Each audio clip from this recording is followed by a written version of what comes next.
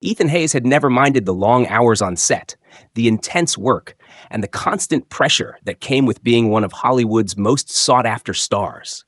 It was a life he had grown accustomed to, one built on the sharp edges of fame and the numbness it sometimes brought. Today, though, he felt the weight of it more than ever. The last scene had stretched late into the night, leaving him exhausted and restless. His colleagues, eager to unwind, invited him to join them at a nearby bar. But Ethan wasn't in the mood for idle chatter or loud music. Instead, he excused himself with a polite but firm shake of his head, opting for a quieter evening. With the night air cool against his skin, Ethan found himself walking into a nearby McDonald's. He didn't need anything fancy. He just wanted something simple, something that would give him a brief respite from the weight of his own thoughts. The hum of the fast food restaurant felt oddly soothing as he stepped up to the counter, ordering a burger and fries before retreating to a secluded corner. As he sat down to eat, his gaze idly scanned the room. That's when he saw them. Two young girls, no older than 6 or 7, dressed in ragged yellow dresses that had seen better days. Their faces were drawn and pale, their hair tangled and unkempt. They moved silently between the tables, unnoticed by most of the patrons. But Ethan couldn't look away. There was something about their presence, something that unsettled him, something that made him feel uneasy. Despite the cold indifference of the staff and the patrons who didn't spare them a second glance, the twins didn't seem to mind. They simply moved, wordlessly, stopping only when they reached the edge of the room where a trash can stood. Ethan watched, his curiosity piqued, as the girls began to sift through the garbage outside, pulling out discarded wrappers and half-eaten food. A wave of discomfort washed over him. He wasn't sure why he felt so compelled to keep watching, but he couldn't tear his eyes away from the scene unfolding before him. The girls, so small and fragile, were fighting for scraps of food as though it were the most natural thing in the world. There was a desperation in their movements, a quiet resignation that told him their lives were anything but ordinary. Ethan's heart tightened, torn between the discomfort of witnessing their plight and the undeniable pull to do something, anything, to help. He had seen poverty before, but never in such a raw, unfiltered form. It made him feel both privileged and helpless at once. The questions began to churn in his mind. How had they ended up here? Who were they? Why was no one doing anything? As he continued to watch them, something inside him shifted. He couldn't simply turn away. This wasn't a scene he could forget. Not today, not ever. The sound of the door jingling as it opened snapped Ethan out of his reverie. He glanced up to see the twins sitting outside on the cracked sidewalk, hunched over their small, grimy meal. They ate with quiet intensity, their small hands trembling slightly as they tore at the remnants of food they had scavenged. Ethan's stomach turned as he noticed the gnawing hunger etched in their faces, the desperation in their every move. He didn't know what he expected when he stood and walked toward them. Perhaps he thought the sight would somehow be easier to stomach from a closer distance. But it wasn't. If anything, the weight of their reality was even more suffocating up close. As he reached them, Ethan cleared his throat softly. "Hey," he said, trying to sound casual but failing. The girls didn't look up at him at first. Instead, they continued eating, as if his presence were just another part of the background noise. Ethan crouched down a little, lowering his voice. I have some food inside. Would you like some?" For a moment, there was only silence.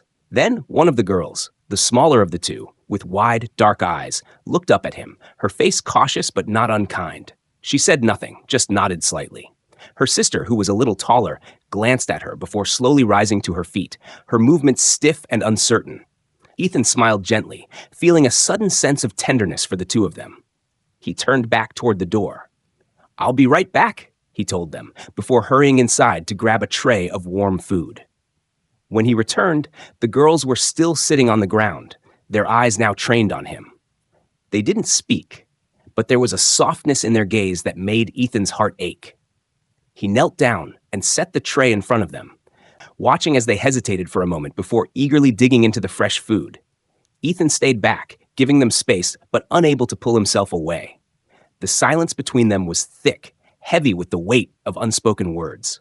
Finally, the smaller girl broke the stillness. Her voice was a soft, haunting whisper. "Thank you," she said, her voice cracking slightly. The words were barely audible, but they struck Ethan like a blow. There was a haunted quality to her voice, as though she had said those words countless times before, words of gratitude for things no child should ever need to thank anyone for.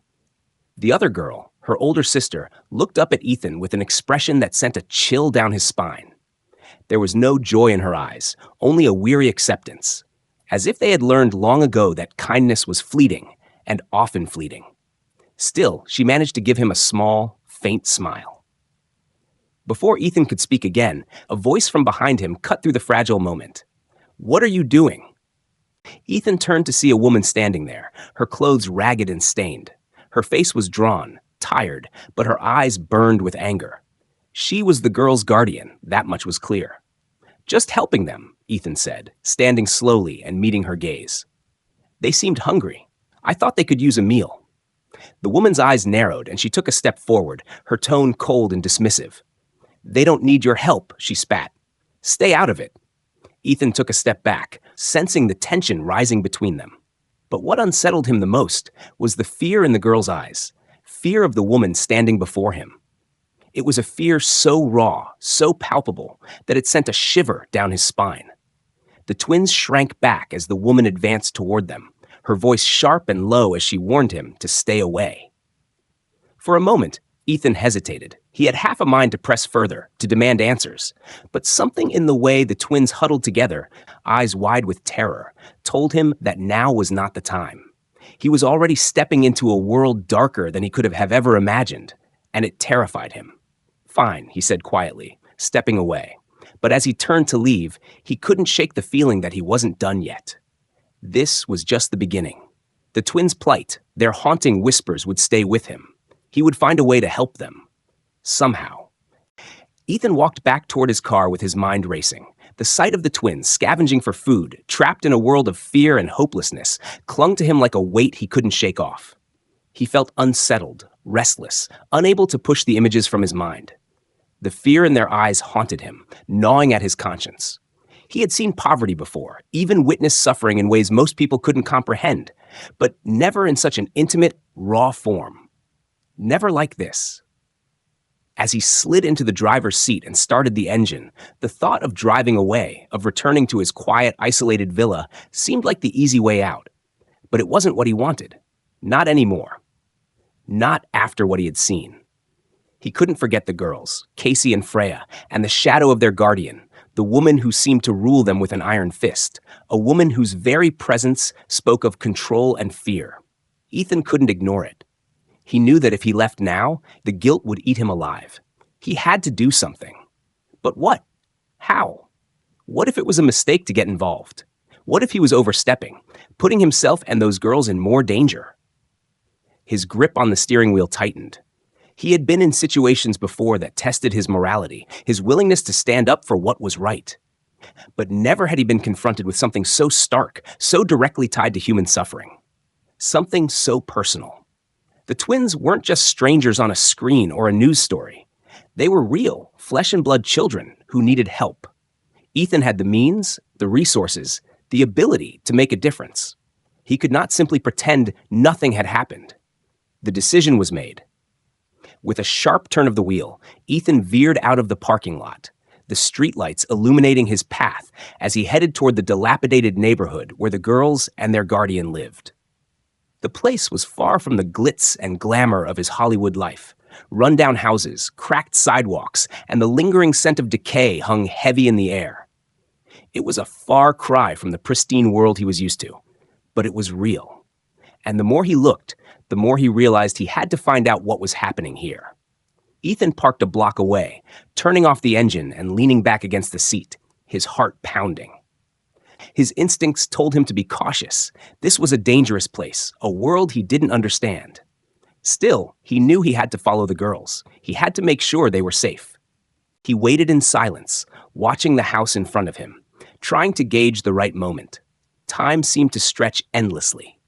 The weight of the decision to intervene now felt heavier than it had before. But as he saw the silhouette of the woman, Laura, emerged from the shadows, walking briskly down the street with the two girls trailing behind her, Ethan knew he had no choice. They were leaving. Ethan slipped out of the car, keeping to the shadows, careful not to alert them to his presence. He stayed a good distance behind, watching as the trio moved through the streets, weaving between dark alleys and crumbling buildings. The twins didn't speak. Their heads were down, their steps slow and weary, as though they had long ago grown used to this life of constant fear and survival. Laura walked ahead, her face set in a grim expression, her shoulders hunched as though carrying the weight of the world on her back. Ethan's stomach twisted with every step they took. He couldn't shake the feeling that they were being led somewhere dangerous, somewhere even darker than where they had come from. His instincts screamed at him to stop, to turn back, to protect them. But he knew he couldn't. Not now. As the group approached an old, rusted trailer hidden deep in the shadows, Ethan froze. He ducked behind a nearby dumpster, heart racing, and watched as Laura ushered the twins inside. There was no warmth in the gesture, no sense of safety. The door creaked open and slammed shut behind them, leaving Ethan alone in the dark, his breath coming in shallow bursts. He waited for what felt like an eternity, his mind spinning with thoughts of what might be going on inside that trailer. After a while, he saw the smaller girl, Freya, step out of the trailer and head toward a nearby alley. Laura was nowhere to be seen. Something didn't sit right. Ethan's heart skipped a beat. He had to know what was happening. Ethan moved quietly, staying low and keeping to the shadows as he trailed Freya. The girl didn't seem to notice him, her movements slow and deliberate as she walked deeper into the neighborhood. Ethan's breath caught in his throat when he saw the dilapidated camper under a nearby bridge. Freya approached it slowly, her small figure barely visible in the dim light. A knot formed in Ethan's stomach. What was she doing here? He waited, watching from a distance, as Freya disappeared inside. The camper was in even worse condition than the trailer, its exterior covered in peeling paint and rust. Ethan felt his pulse quicken. He had no idea what was going on, but everything about the situation screamed danger. This wasn't just a family down on their luck. No, there was something far darker happening here. Minutes passed, and Ethan's patience began to wear thin. Finally, he saw Laura emerge from the shadows, her eyes scanning the street as if she was looking for something, or someone. She moved quickly, heading in the direction of a nearby store, leaving the camper unguarded. Ethan saw his chance. He moved swiftly, creeping toward the camper, his every step calculated and silent. As he reached the entrance, he paused, listening for any sounds from inside. There was nothing. His hand trembled slightly as he reached for the door, gently pushing it open. He slipped inside without a sound, his heart hammering in his chest. Inside, the air was thick with the smell of mildew and rot. The space was cramped and sparse, with only a few battered pieces of furniture scattered around. It looked abandoned, like something forgotten by time. But it wasn't empty. Freya sat on the floor, her back against the wall, her face buried in her hands. Ethan's heart broke at the sight. She looked so small, so fragile, sitting there in the dim light, her small frame shaking. He didn't want to scare her, so he took a deep breath, trying to steady his nerves before speaking softly. "Freya," he said, his voice barely above a whisper. "It's me, Ethan. I'm here to help you." The girl looked up at him, her wide, fearful eyes locking onto his. For a moment, she said nothing, just staring at him with a mixture of confusion and terror. Ethan stepped forward slowly, his hands raised in a gesture of peace. "I'm not here to hurt you. I just want to help." It was clear that the girl didn't trust him, not yet. But there was something in the way she looked at him, something in the desperation that flickered in her eyes. Slowly, she spoke, her voice hoarse and tremulous. "They'll hurt me if they find out you're here," she whispered, her voice barely audible. Ethan's heart ached. He didn't know what kind of life this little girl had endured, but he could feel the weight of it in her words, in the rawness of her fear. She had been living a nightmare, and Ethan had only just begun to realize how deep it went. "They won't hurt you anymore," Ethan promised softly, kneeling down in front of her. "I'll make sure of it." He didn't know how, but somehow he knew that whatever was happening here, he had to stop it. For Freya, for Casey, for the countless others who had been swallowed by the same darkness, and for himself, because he couldn't live with the knowledge that he had done nothing. Ethan took a deep breath, making a vow to himself that he wouldn't stop until he had uncovered the truth. He had to protect these girls. He couldn't fail them. The next few days blurred into an anxious whirlwind. Ethan couldn't shake the feeling that he was being watched, that every step he took was being measured by unseen eyes. But he couldn't stop now, not when he had come so far. He had already crossed a line, and there was no turning back. Not with the twins in danger. After that night in the camper, Ethan couldn't let Freya out of his mind. He had seen the fear in her eyes, and it was a mirror of the terror that had gripped Casey and even their guardian, Laura. Ethan knew that he had to find a way to help them, to make sure the girls could escape the twisted life that had been forced upon them. But to do that, he needed answers. He had to confront Laura. There was no easy way around it. Ethan knew that if he wanted to understand the full scope of what was going on, he had to speak to her. The woman who seemed both protective and dangerous, both a victim and a perpetrator in this broken world, held the key to unraveling this nightmare. But getting her to trust him wasn't going to be easy. Not when she was so clearly entrenched in the web of fear and manipulation that surrounded the twins. Ethan couldn't blame her for her suspicion. After all, what did she really know about him? A Hollywood actor, a stranger who had appeared out of nowhere, offering help in a world where help was scarce. People like Laura didn't just trust others, they couldn't afford to. Trust was a luxury people like her couldn't afford. Ethan decided to approach her cautiously. He didn't want to startle her or make her feel threatened. So he waited for the right moment. It came 2 days later when he saw her again, walking alone down a narrow street just outside the trailer park. Her face was drawn, her steps slow, as though the weight of her responsibilities was crushing her every moment. He approached her quietly, keeping his distance at first, until she was close enough that he couldn't ignore the look of surprise on her face when she saw him standing there. She stopped, her eyes narrowing. "What do you want?" she asked, her voice wary, but not unfriendly. "I want to help," Ethan said simply, his tone even, but full of resolve. "I know what's going on, Laura.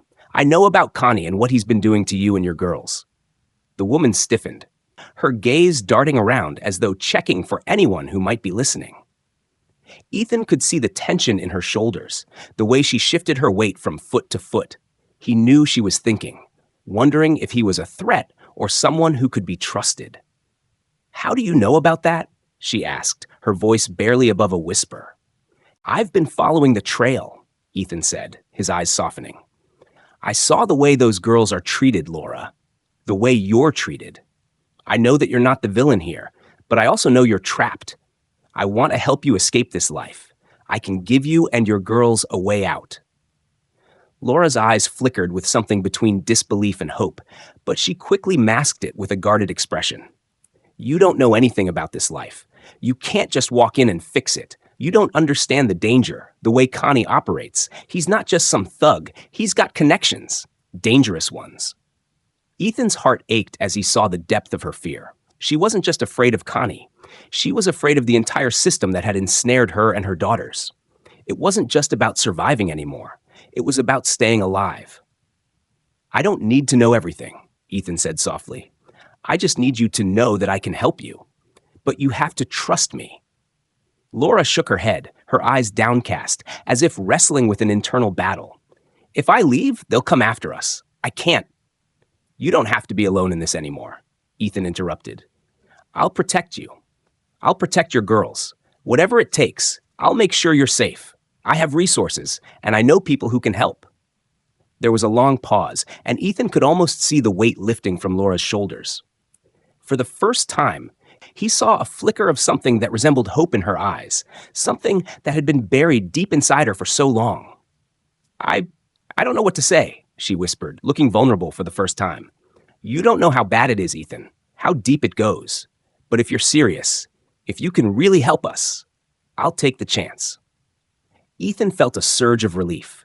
This was a fragile alliance, one born from desperation and fear, but it was a start.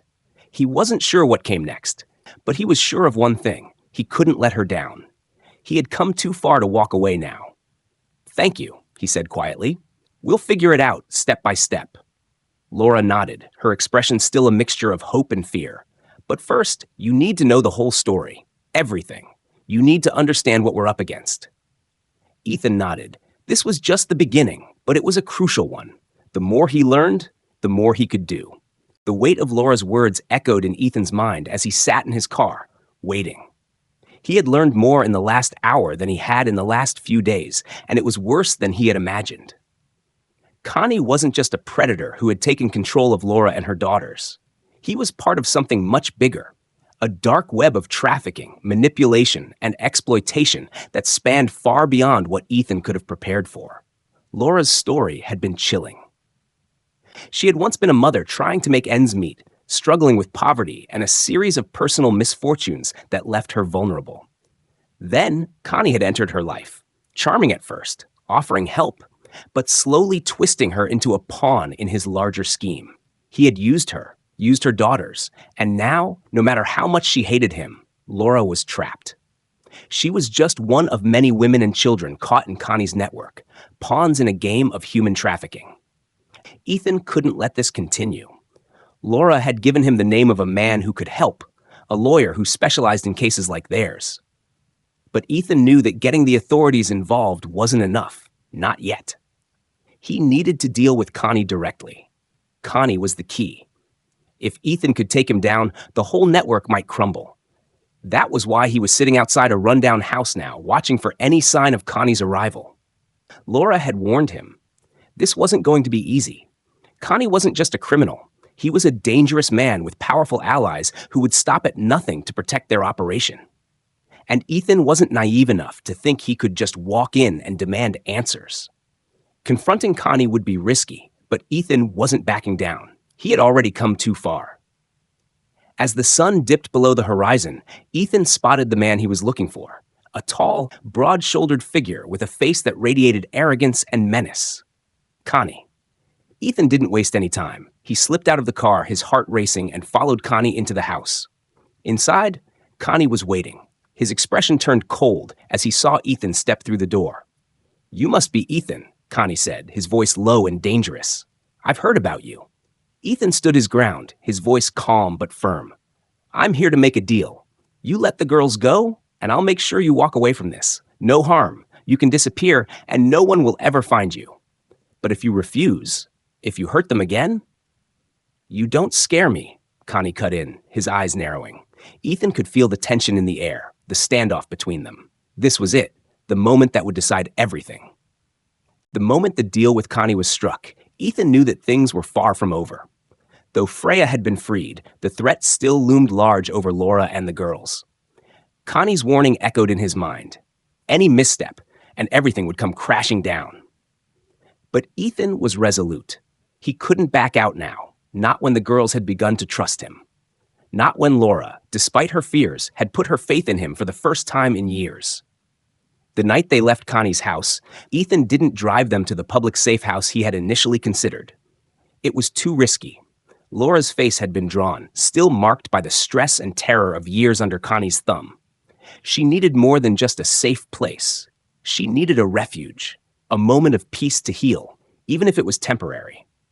Ethan couldn't offer them permanent safety just yet, but he could offer them something that felt like home, even for a few nights. He took them to his villa on the outskirts of the city, a sprawling property tucked away behind high gates, its stone walls and manicured grounds offering a sense of isolation and security. When they pulled into the driveway, the girls were wide-eyed, and Laura's face softened in disbelief. It was clear she hadn't expected this level of protection. She had expected a bare-bones shelter, a cold room, a place to hide. Not this. Comfort, warmth, luxury. I can't accept this." Laura said, her voice soft with wonder, her eyes scanning the estate as they made their way up the path to the front door. "This is too much." Ethan smiled gently, his hand resting on the door handle as he glanced at her. "You and the girls deserve more than just safety, Laura. You deserve peace. I'm not asking for anything in return, but I want to make sure you can sleep tonight without looking over your shoulder." Inside, the villa was tastefully decorated. Modern furnishings, large windows that let in the soft light of the moon, and cozy corners that made it feel warm and welcoming. He led them to the guest suite, a spacious room with large plush beds, soft linens, and views of the garden. It was a far cry from the cramped, dimly lit trailers they had left behind. Freya and Casey immediately ran to the beds, tossing themselves onto the soft comforters and giggling as they rolled around. It was the first time Ethan had seen them smile since he met them, and it was enough to make the weight of everything they had endured feel even more unbearable. He watched them for a moment, his heart aching for the lost childhoods they could never get back. Laura, too, seemed overwhelmed. She sat on the edge of the bed, her hands nervously wringing. "I don't know what to say, Ethan. I never thought I would be here. I never thought I would have a chance to be safe." "You don't have to say anything," Ethan replied. "You're safe here, Laura. Take a deep breath and let the girls settle in. We'll talk tomorrow." Laura gave him a hesitant nod, her eyes glistening with unshed tears. Ethan knew the road ahead would be long and difficult, but for now, he had given them a moment of respite, a brief but necessary break from the world that had held them in its cruel grip. After ensuring they were settled in, Ethan stepped outside for a moment, needing a breath of fresh air. His phone buzzed in his pocket, and he glanced at the screen, his pulse quickening when he saw the name. Robbie. He answered immediately. "Hey." "Ethan, you won't believe this," Robbie said, his voice tight. "I've been digging into this trafficking network, and it's much bigger than we thought. It's not just Connie. There are people all over, politicians, businessmen, even law enforcement officials. They're all connected. This thing is a beast, and it won't be easy to take down." Ethan's stomach clenched. He had feared this. He had feared that exposing Connie would open a Pandora's box of even darker secrets, and now it seemed he was right. The trafficking ring was more widespread and more deeply entrenched than he could have ever imagined. "I figured as much," Ethan replied, his tone grim. "We can't stop here, Robbie. I promised Laura and the girls I would protect them, and I meant it. We need to take this down, every last person involved." "I'm with you, but this is going to take time," Robbie warned. "We can't just go after them all at once. We need a plan, evidence, and a way to bring them to justice without exposing ourselves or the victims." Ethan rubbed his forehead. "I know, just keep me updated. I'll do whatever I can from my end, but this isn't over. Not by a long shot." "I'll keep you posted," Robbie said before hanging up. Ethan stood there in silence, staring out at the darkened garden. He knew what he had to do. The road ahead was murky, filled with danger and uncertainty, but there was no turning back now. He couldn't just save one family. He had to stop this for good. For all the families out there, still trapped in the darkness. The days that followed were a blur of phone calls, research, and meetings. Ethan spent hours with Robbie, piecing together the intricate web that held the trafficking operation together. The more they uncovered, the darker the picture became. They were no longer dealing with just one man or a single group. Connie was a cog in a much larger machine, a machine that spanned cities, counties, even states. But as overwhelming as it was, Ethan knew they couldn't stop now. He had promised Laura, and he had promised himself. The girls deserved justice, and if that meant taking on an empire of corruption and evil, so be it. Robbie's investigation revealed the horrifying scale of the operation. It wasn't just women and children from poor backgrounds that were being trafficked. It was families, entire communities who were being targeted. There were connections to underground auctions, black market adoptions, and even the exploitation of vulnerable immigrants. The more they dug, the more they realized that Connie was just a small player in a vast network of people willing to destroy lives for profit. One night, as Ethan sat in his study, reviewing the latest report from Robbie, he heard the soft patter of footsteps behind him. He turned to see Laura standing in the doorway, her expression still tired but a little less haunted. "Ethan, I need to talk to you," she said quietly. He set the papers down and motioned for her to sit. "What's on your mind?" "I've been thinking a lot about everything," she began, her voice steady but filled with emotion. "About what you said, about taking the girls out of here and starting over. And I'm starting to believe that it might be possible." Ethan smiled gently. "It's possible, but it's going to take time. It's not going to be easy, and I won't lie to you. It might get worse before it gets better. But you and the girls have a future now, Laura. You don't have to live in fear anymore." Tears welled up in her eyes, and she swallowed hard. I never thought I'd hear those words. You've given me hope, Ethan. I don't know how to repay you, but I promise you, when this is over, when we're free, I'll make sure you know just how much this means. Ethan reached over and placed a hand on hers. You don't need to repay me. This isn't about that. It's about giving you and the girls the life you deserve. Laura nodded, wiping her eyes. She looked down at her hands, then back up at Ethan with a glimmer of determination in her gaze. I'm ready to fight, Ethan. Whatever it takes. Ethan felt a surge of pride in her words. This wasn't just about saving the girls anymore. It was about giving Laura the strength to reclaim her life. The road ahead was still long, and the challenges they faced were monumental. But for the first time, Ethan felt like they were moving in the right direction. Together, they would take down the network that had stolen so much from so many, and they would make sure the girls grew up in a world where they could finally be free. The quiet moments in the villa were becoming increasingly rare. It was as though time had sped up since Laura, Freya, and Casey had arrived. There was so much to do, so much at stake, and yet in the midst of it all, there was a fragile thread of peace woven through their lives. The girls had begun to find joy again, laughter spilling through the house as they played in the expansive gardens, a sight that tugged at Ethan's heart every time he saw it. But he knew the calm was only temporary, like the stillness before a storm. Ethan had made sure that Laura and the girls were settled in as best as possible. While he had hoped for them to have some semblance of normalcy, he could see the wariness in Laura's eyes, the remnants of years spent in survival mode, constantly looking over her shoulder. The fear she had lived with was still there, beneath her attempts to act normal. She still jumped at loud noises, and she would often stare off into space, as if bracing herself for the worst. But slowly, she was starting to thaw. Her conversations with Ethan grew longer, more open. She had started to trust him, and in return, he shared more of his own life with her. The simple act of sharing stories about his past, his family, his work, was more than just a distraction for her. It was a chance to rebuild her sense of self, something that had been chipped away over the years. One afternoon, while the girls were playing with the butterflies in the garden, Ethan found himself seated on a stone bench next to Laura, watching them. The sunlight filtered through the trees, casting dappled patterns on the grass, and the air was crisp with the coming of autumn.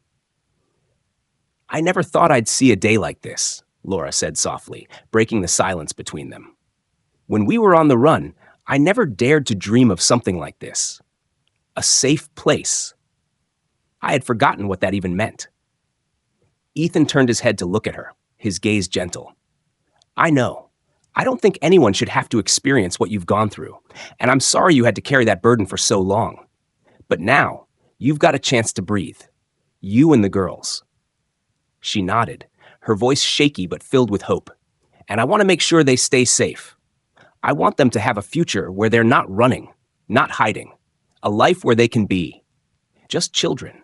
Is that too much to ask for? Ethan looked down at his hands, trying to find the right words. It's not too much to ask, and I'll make sure they get that. I swear to you, I'll do everything in my power to make sure this nightmare ends for good. In that moment, there was no doubt in Ethan's heart. The path ahead was uncertain, but he knew one thing for sure.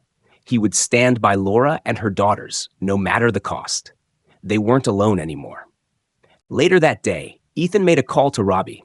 His lawyer friend had been digging into the trafficking operation's dark underbelly, and the news he had uncovered was more disturbing than Ethan had anticipated.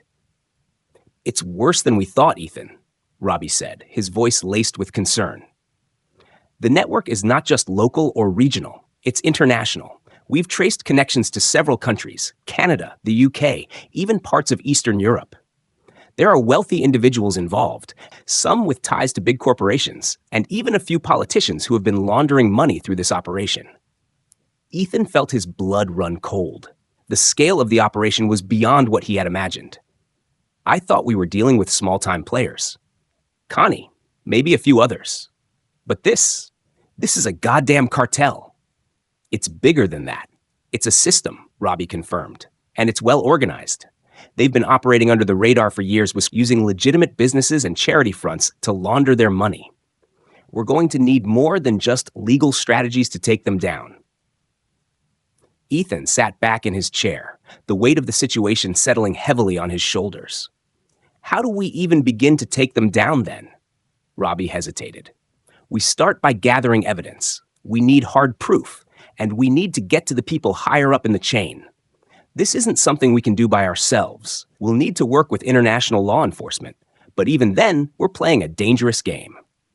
Ethan let out a slow breath. He knew that going up against a network of this scale would require more than just determination.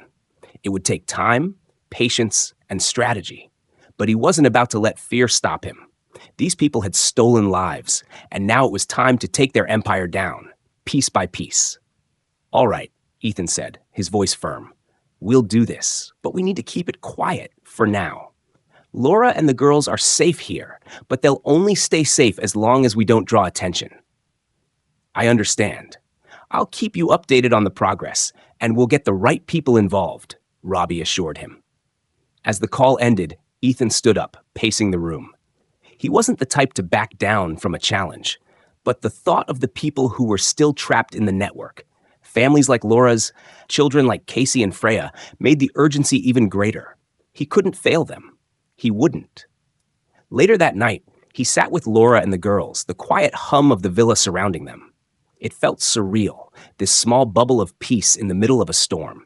He watched as Freya and Casey laughed, chasing each other around the garden, their faces lit with a kind of joy that had been long absent. Laura, too, was smiling. Genuinely, not out of politeness, but because she could feel a flicker of hope for the first time in years. I know this is just the beginning, Ethan said quietly, breaking the silence. But we're going to make sure you and the girls have a future, a real one. Laura looked at him, gratitude shining in her eyes. I don't know what to say. Thank you, Ethan. I feel like I can finally breathe.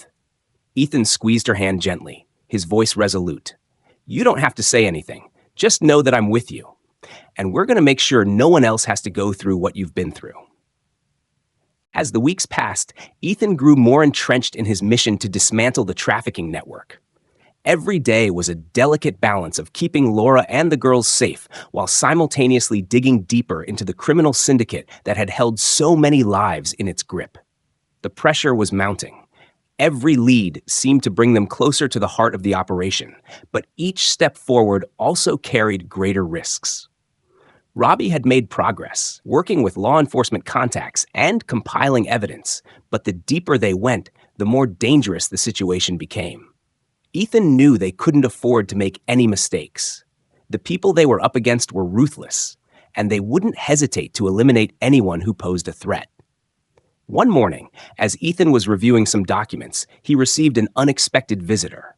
It was Laura, her face pale, her expression anxious. She had come alone, and there was something in her eyes that told him she had something urgent to say. I'm sorry to bother you, Laura said, her voice trembling. But I think I saw someone from the old days. Ethan stood up quickly, his heart pounding in his chest. Who? A man, she whispered, her eyes darting nervously. Connie's people. He was watching the house. I saw him in the street, not far from here. Ethan's pulse quickened. He had known that their safety was temporary, but hearing Laura's words brought the threat into sharp focus. He moved quickly, checking the security cameras and scanning the property. There was no immediate sign of an intruder, but the warning was clear. Someone was watching them. We need to get out of here, now, Ethan said, his voice steady. Get the girls. We're leaving the villa. I knew it was too good to last, Laura whispered, fear creeping into her voice again.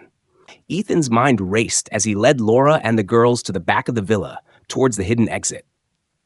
He had planned for contingencies like this, but it didn't make the reality any less chilling. This battle was far from over, and with every step they took, they were getting closer to the heart of the network, and closer to the ultimate showdown. But one thing was certain. Ethan would not stop until the people responsible for Laura's suffering, for the suffering of countless others, were brought to justice. No matter the cost. As they moved swiftly through the shadows, Ethan's resolve only hardened. This wasn't just about saving Laura and the girls anymore. This was a war. And he would fight it until the very end. Months had passed since the day they left the villa, and Ethan had dedicated every ounce of his being to ensuring the girls and Laura were free from the clutches of the network. The battle had been long, fraught with danger and deception at every turn, but with each victory, each person freed from the chains that bound them, the weight of the past seemed to lift just a little bit more. Laura and the twins, Casey and Freya, were no longer the scared shadows of their former selves. They had found their voices again, and with them, a future that was once nothing more than a fragile hope. Freya, the quieter of the two, had blossomed in ways that both surprised and inspired Ethan. She had developed a love for reading, often sitting by the windowsill with a book, her eyes alight with curiosity. Casey, ever the wild spirit, had begun to thrive in the freedom that Ethan had helped create for them. She was still full of mischief, chasing after every butterfly in the garden, laughing with a joy that could only be found after surviving the worst kind of darkness. Ethan often found himself watching them, his heart swelling with pride and hope. What once seemed impossible, a future untouched by fear, was now a reality. And Laura? She had become more than just a survivor. She had found strength in herself that she hadn't known existed, a fire that burned brighter each day. She had started working with local charities, helping others who were trapped in the same nightmare she had once been part of. She spoke openly about her journey, about the darkness and the light that followed. She had become a voice for those who still had none, and in doing so, she healed even more than she realized. But the victory was not just personal. The network had been dismantled, piece by piece. With Robbie's help, they had gone after the powerful figures behind it all. Those who thought they were untouchable, protected by wealth and influence. They had been brought down, one after the other, and the law had finally caught up with them.